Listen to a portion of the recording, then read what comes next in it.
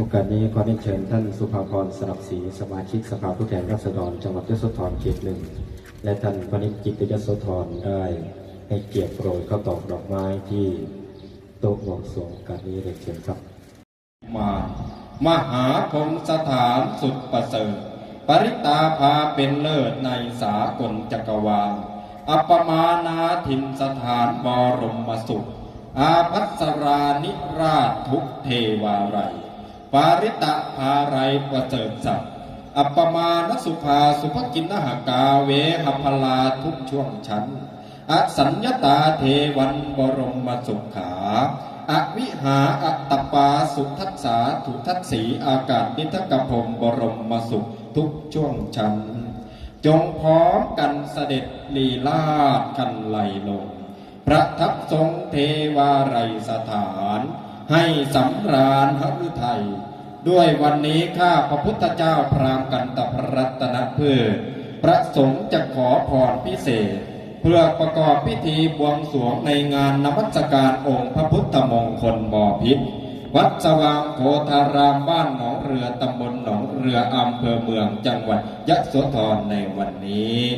ขอให้พิธีนี้สำเร็จลุล่วงไปด้วยดีขอองค์เทพเทวาทั้งหลายจงมาปกปักปัดเป่าโจรภัยอัคคีภัยอุทกภัยวาตภัยโรคภัยพยาธิภัยทุกภัยอุบัติภัยอุบัติเหตุเพศภัยต่างๆจงอย่าได้บังเกิดมีแก่คณะสงฆ์และคณะกรรมการผู้จัดงานทุกท่านประชาชนชาวบ้านหนองเรือและผู้เข้าร่วมพิธีในวันนี้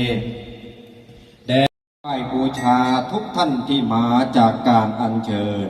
ได้จัดสรรพากันสรรเสริญท่านผู้เจริญด้วยบารมี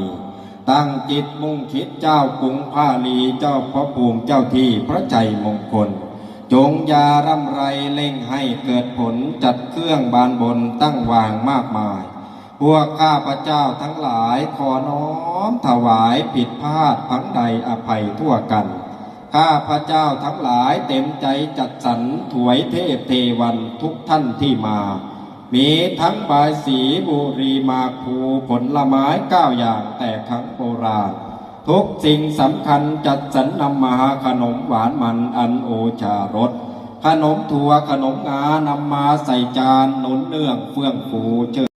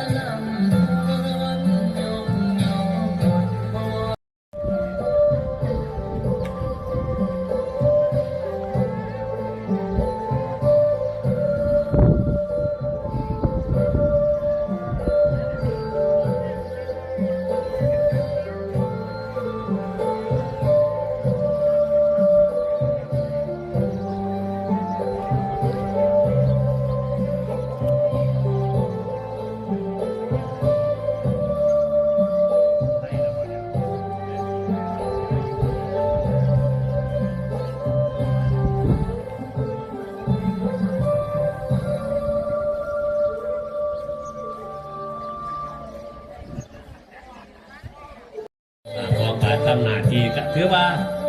เป็นก้าวใหม่เป็นอนาคตของบ้านหนองเรือนะครับต้องขอบคุณในความลงไม้ลงมือของทุกฝ่ายไปในโอกาสนี้นะครับนั่งล่ำนะครับก็เรื่องประชาสัมพันธ์ไปนะครับ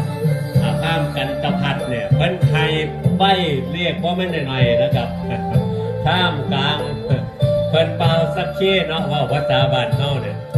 ตัวเรียกพี่น้องชื่อได้บ่ว่างั้นครอบครัวเนี่ยสิมีคำตอบให้ โชคได้หมานทุกผู้ทุกคนก็แล้วกันนะครับกับผู้ได้โชคได้หมานกันประมาณนะครับมีเครื่องเสียบเครื่องงานนี่ยังกลับมาเอาบุญน้ำกันต่อไปอีก